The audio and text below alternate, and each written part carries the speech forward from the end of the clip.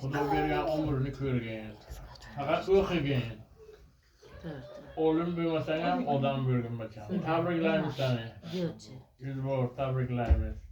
Dunyomiz keng bo'lsin. Yana bir bor aytaman, o'qishlaringga Xudo omadini bersin bacham. Bir katta bir kishini ko'ziga ko'rinayotgan inson bo'lgan. Xudo sana oxiridan faxrlanib yuraylik. Tabriklaymiz. Niyem barak besin. Yuzga kir bacham. Hamma Tabriklaymiz. Xudo ishlaringni, Xudo o'qishlaringni, Xudo darsxonangga Xudo xayr baraka bersin. İşlerini omadini bersin. Sog' salomat bo'lib yursin. O'sha kuni qanaqa sovuq edi, bibing bilan biz piyoda kelib, ovqatni qilib, qaytib yana piyoda ketdik. Qanchalar? Onangiz bilan ikkovimizda bular ziyofat qo'ydik.